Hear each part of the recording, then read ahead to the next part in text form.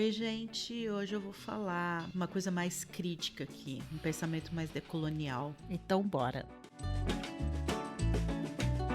Eu vi um vídeo no Instagram, vocês já devem ter visto vídeos iguais, que são a famosa candombleia que eles falam, né? Então são pessoas em igrejas, em cultos, manifestando o Espírito Santo de forma que se aproxima, é muito parecido com caboclos e caboclas, Yansan, orixá e etc. E é interessante que nesses vídeos você sempre vai ver essas pessoas que estão manifestando essas entidades, que a gente vê que não é Espírito Santo, que a gente sabe que é um caboclo que tá ali, uma Yansan, seja, são pretas ou indígenas ou mestiças ou pardas. A gente nunca vê na igreja do Reteté a manifestação de um espírito santo que se parece tão detalhadamente com um caboclo ou uma cabocla no loirinho de olho azul. Talvez porque a gente não vai ver também com tanta facilidade pessoas loirinhas de olhos azuis nessas igrejinhas de manifestação de reteté, de periferias e cantinhos que a gente vê por aí, que é os que mais aparecem na internet, no Instagram. Isso me faz pensar numa coisa que eu já discuto há muito tempo, mas que falta um pouquinho de uma atenção mais detalhada, porque a discussão do macumbeiro vai ser sempre assim. Eles falam mal do terreiro, eles falam mal do terreiro, eles falam mal das entidades dos orixás, falam que é o do diabo, mas aí quando eles estão dentro da igreja eles estão manifestando.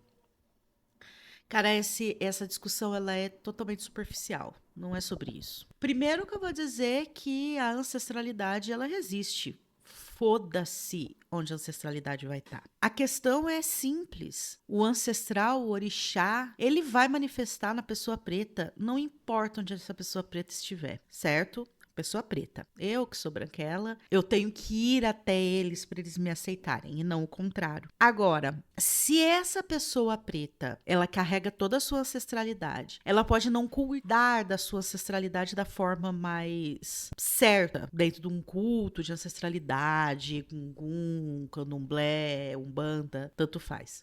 Mas ela não deixa de alguma forma estar cuidando dessa ancestralidade, dependendo da forma como ela vive. Dependendo da forma como ela vive ali com os dela, ela pode estar fazendo culto à ancestralidade dela sem ela saber. E aí, quando ela está na igreja, essa ancestralidade ela vai se manifestar. Mas onde já se viu os caboclos, os pretos velhos manifestarem num médium dentro de uma igreja, provavelmente que fala mal do candomblé e da umbanda e das entidades. Onde já se viu isso? É que a ancestralidade, ela não está muito preocupada com essa questão. A ancestralidade, ela está preocupada em cuidar dos seus. E se o seu cumpre com os tabus, cumpre com as regras, cumpre com o axé dessa ancestralidade e a manifestação da fé dela, por mais que pode estar criticando o outro, faz bem para ela, para a família, para o descendente, para o coletivo daquele descendente, para o coletivo daquela ancestralidade, é isso que importa. Vocês precisam entender que o orixá ele não está preocupado se na boca do pastor ele é diabo. Ele está preocupado em cuidar dos dele. E os dele não necessariamente precisam estar dentro do terreiro. Os deles são aqueles que são descendentes dele que cumprem com o axé. Então uma pessoa que ela é verdadeira no coletivo, é verdadeira com ela mesma, ela é verdadeira naquilo que ela acredita, que é, no caso, a Bíblia, o Xangô vai estar ali presente. Se isso vai dar uma vida farta, equilibrada, feliz para essa descendente, é ali que o ancestral vai estar. Só que daí a gente entra numa outra discussão. Essa discussão sobre o caboclo, o ancestral que está mais preocupado com o bem-estar do que necessariamente com falar mal na internet, ele já fez isso diversas vezes em diversos outros espaços.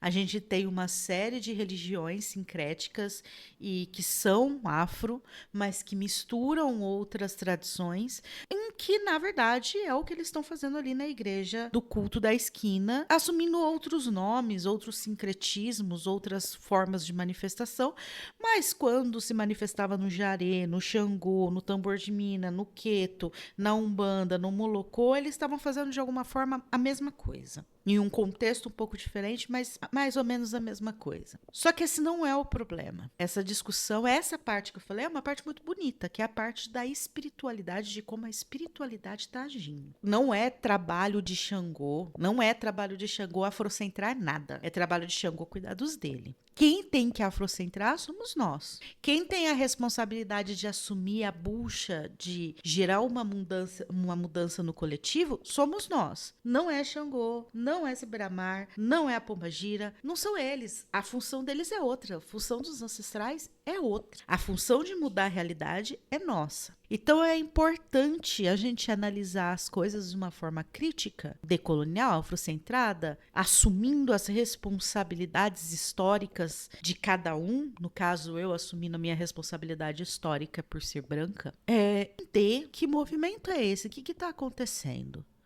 Por que os terreiros estão tão cheios de pessoas brancas, e eu me incluo nessa, e as igrejas estão tão cheias de pessoas pretas, indígenas, pardas? Por que isso acontece?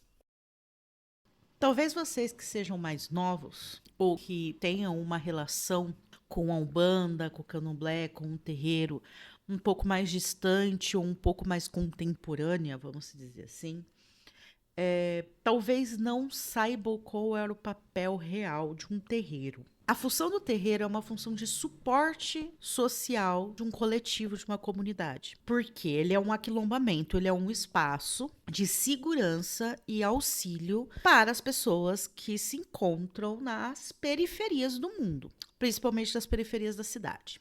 Então, os terreiros, eles eram desenvolvidos, era uma religião de pessoas pretas, então ele era desenvolvido por pessoas pretas, que estavam nas periferias. Ai, Amaloiá, mas não tem preto fora da periferia? Hoje tem, pouco, mas tem. Mas a gente está falando de uma coisa numa época que, se hoje é difícil, imagina sei lá, 30 anos atrás, quando eu tinha 9 anos.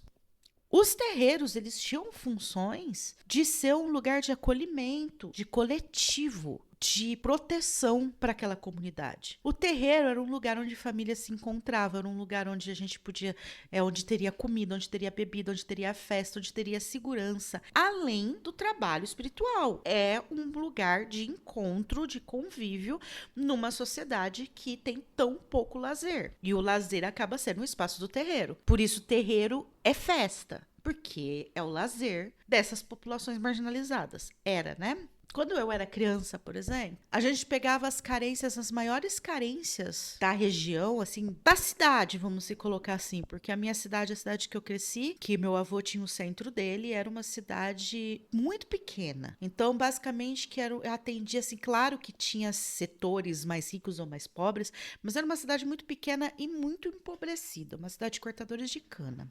Hoje ela já não é mais tão assim, mas quando eu era criança era um pouco mais complicado. E a gente meu avô pegava as carências principais daquela comunidade e ele fazia o serviço para aquele lugar. Então, assim, o meu avô estava sempre recebendo todo mundo, o meu avô, ele conhecia todo mundo, o meu avô, ele fazia as campanhas de arrecadação de leite para as crianças, de comida.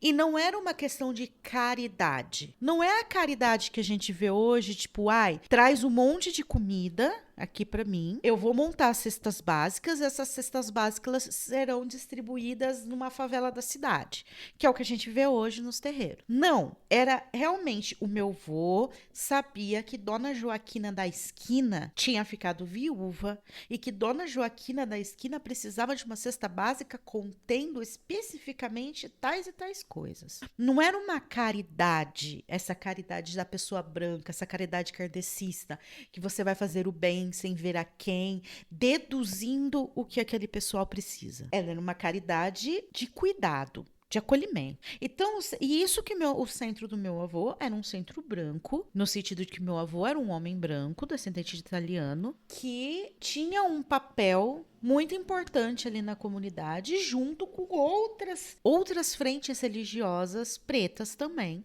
Mas ele era um ponto de referência muito grande pelo histórico dele na cidade. Então, assim, veja, o meu avô, ele não era um líder de aquilombamento. Meu avô era um homem branco. Ele tinha toda uma percepção da realidade muito à frente do tempo dele, mas ele ainda era um homem branco.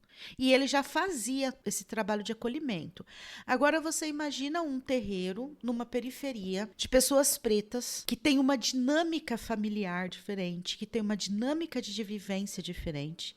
Vocês, pessoas brancas que estão escutando esse podcast, depois que eu comecei a conviver mais com pessoas pretas e famílias pretas, eu percebi que a dinâmica da nossa família branca não tem nada a ver com a dinâmica da família preta. E da família preta é muito mais legal e muito mais unida, muito mais de acolhimento, mesmo quando se odeiam. É muito interessante a noção de coletivo que uma família preta tem, que as famílias brancas não têm. Então, veja, essa dinâmica do terreiro, ele era um espaço de acolhimento, ele era um espaço de medicina, ele era um espaço de ajuda, ele era um espaço de encontro, ele era um espaço de lazer, ele era a creche, ele era o colo, ele era o remédio, ele era tudo. Ele era o conselheiro. O terreiro é o caboclo, que era o conselheiro, para evitar as brigas, para evitar os problemas daquela comunidade. Porque aquela comunidade toda se encontrava naquele terreiro. A igreja não queria estar lá. A igreja, a católica, era dos nobres. O centro kardecista só passava lá para entregar presente e tirar foto. E o terreiro que ocupava esses lugares. E o terreiro que dava esse suporte. As coisas começaram a mudar, porque aí a igreja evangélica começou a dominar o lugar. E tudo ficaria bem se a branquitude não tivesse começado a tirar os terreiros das periferias. E tirado esse papel do terreiro de coletivo de aquilombamento. E tivesse começado a se colocar nesse papel de fonte curadora dos males da periferia, do mal, da sociedade. Que é o que a gente vê na maioria dos terreiros hoje. E eu me incluo nessa. O meu terreiro, ele até que tinha um papel mais do lugar, do bairro, porque a gente atendia muito, fazia muito trabalho para o pessoal do bairro. Então eu tinha uma relação com aquele pessoal do bairro. A gente era um ponto de encontro de alguma forma, nem que fosse para fofocar. Mas eu dava o suporte para as crianças filha do ex-traficante, dava o suporte para viciada em álcool e crack, dava o suporte para o aviãozinho, mas dava o suporte também para a velhinha, gente boa. Dava esse suporte. A gente não conseguia dar um suporte aquilombado, mas a gente conseguia dar um suporte pelo menos espiritual de união entre uns e outros. E a gente não vê isso hoje em dia nas periferias. E assim, eu não morava numa periferia quebrada, mas eu morava numa periferia, tá? Não era uma quebrada. Nunca morei numa quebrada, mas eu sempre morei em periferias. Estou morando no centro agora e nunca morei em bairros nobres das cidades em que eu morei. Hoje, o bairro que eu vivia, ele é considerado nobre por causa da especulação imobiliária, que daí é uma outra discussão. Mas os terreiros, eles não ocupam mais esses espaços. E quem ocupa esses espaços? As igrejas evangélicas. São as igrejas evangélicas que conhecem as mazelas das pessoas do bairro. São as igrejas evangélicas que conhecem a mazela das pessoas da favela. É a igreja evangélica que vai lá e é presente na criação dos jovens, dando auxílio para eles de diferentes formas, sendo ensinando um instrumento, um estudo bíblico, não sei o que lá, para que ele não se envolva no tráfico, entre várias outras coisas. É na igreja evangélica da periferia que se encontra no final de semana para fazer o social. Os terreiros, eles pararam de estar dentro de onde eles deviam estar, porque as pessoas brancas pegaram o terreiro para variar, roubou tudo isso, levou esse terreiro para os bairros nobres, para os bairros chiques, para os bairros difíceis de serem acessados, para evoluir a espiritualidade das pessoas brancas e não prestar mais o serviço ao coletivo, ao quilombo, ao bairro. Não à toa é depois que o branco faz isso que o ato de cobrar por atendimento, cobrar por auxílio espiritual, acaba se tornando uma coisa horrível. Ai, é um absurdo. Eu escutava muito isso. Não, o candomblé é complicado, porque no candomblé não é tão nobre assim, porque tudo é pago. O pai de santo, a mãe de santo vive daquilo.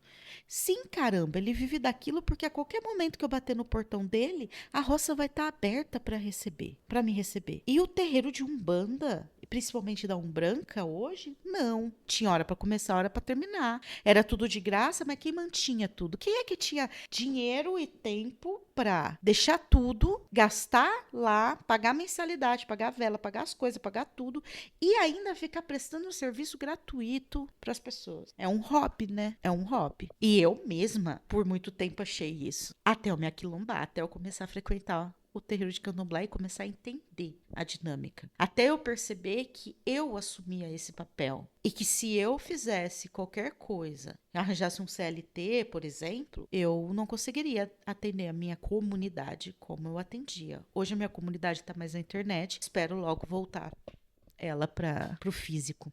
Os terreiros estão cheios de pessoas brancas que estão novamente colonizando e se apropriando daquilo que é mais precioso do povo preto. E o povo preto está sendo achado às mínguas, sem nenhum acesso verdadeiro a essa espiritualidade. Então essa espiritualidade ela vai se manifestar de forma genuína, sem 1 milhão de regrinhas, sem 1 milhão de mimimi, sem 1 milhão de isso é marmota, isso não é marmota, isso é marmota. Ela simplesmente vai se manifestar onde ela tem que se manifestar, onde acolhem ela, que não ficam cagando regra, que não ficam dizendo que a cabocla não pode vestir um negócio assim, que a cabocla não pode fazer tal movimento, que o preto velho não pode A, que o preto velho não pode B, que a pombagira isso, que a pombagira aquilo, né? Lá não.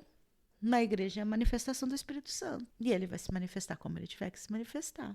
Ele vai ter essa liberdade. Ninguém vai dizer que não é o Espírito Santo. Dentro daquele coletivo, dentro daquela forma de manifestação da fé, é o Espírito Santo. Mas é ancestral. Como ancestral quer ser. Então eu penso que é muito mais complexo do que dizer, eles xingam a Umbanda e eles se manifestam e eles estão fazendo igual na Umbanda.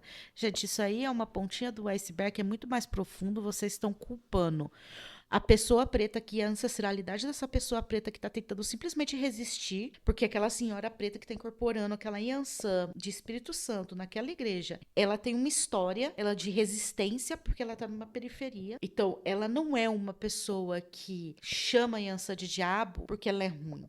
Ela não é mal intencionada. Ela só talvez não tenha conseguido acessar o acolhimento que ela precisava acessar. E onde ela encontrou esse acolhimento? Na igreja evangélica. O Chavoso da USP tem um vídeo falando sobre isso, sobre como ele era evangélico, a mãe dele é evangélica e hoje ele é macumbeiro, mas como demorou para ele entender como se aproximar das religiões de matriz afro, porque ele não se sentia acolhido como ele se sentia na igreja. Então eu acho que antes da gente começar a falar, como as meninas malvadas, sabe? Debochando ou transferindo para essas pessoas a culpa por elas estarem xingando o orixá de diabo. O culpado de orixá ser visto como diabo não é a tiazinha preta da periferia, evangélico do reteté, em que ela está manifestando o Espírito Santo, que na verdade é Yansan. A culpa não é dela. A culpa é do Edir Macedo. A culpa não é dela. Vocês estão focando no culpado errado. Vocês estão querendo culpar o Capitão no Mato pelo Capitão no Mato ser responsável em vigiar os pretos da senzala, que eram iguais a ele. A culpa não é do Capitão no Mato. Só avisando. A culpa é de um sistema que apaga a história, que desqualifica as tradições afro, que tira, que marginaliza os saberes ancestrais afrocentrados, deixa que essas populações marginalizadas, essas populações periféricas, não recebam o apoio do Estado, não conheçam sua história, não acessem a sua história, levando as igrejas para essas pessoas que já estão mais fragilizadas em diversos sentidos e que são ignorantes, né, da sua história, porque existe um projeto de silenciamento da história afro, e que acaba deixando essas pessoas à mercê da colonização, da catequização dessas igrejas evangélicas extremamente odiosas, extremamente preconceituosas, extremamente raivosas contra a tradição afro. A culpa não é da tiazinha que está lá na igreja periférica manifestando o Espírito Santo no reteté, no sapatinho de fogo, sendo preta e falando que Pombagira é o diabo. O problema é da falta de acesso ao conhecimento da cultura tradicional afro que faça com que essa mulher se empodere e entenda que a Pombagira é a ancestral dela e não é inimiga. Mas que para isso possa acontecer, ela precisa ter acesso à informação, ela precisa ter acesso à cultura, ela precisa ter acessos que o Estado não dá, que a branquitude não dá. A branquitude vai lá e tira e deixa ela à mercê. E quem é que se apropria disso? O evangélico, que faz parte de um projeto muito bem articulado e específico que não tem nada a ver com Jesus. Então, ao invés de você ficar brigando na internet e ficar xingando e ofendendo, por que você não para e pensa? Por que essa pessoa não está se sentindo bem-vinda dentro de um terreiro? Por que ela não está acessando um terreiro? Por que ela tem medo de terreiro? Por que ela não pensa no acesso ao terreiro, ao acolhimento que um terreiro pode apresentar para ela? E sim a igreja. Mas é isso então, meus queridos. Axé.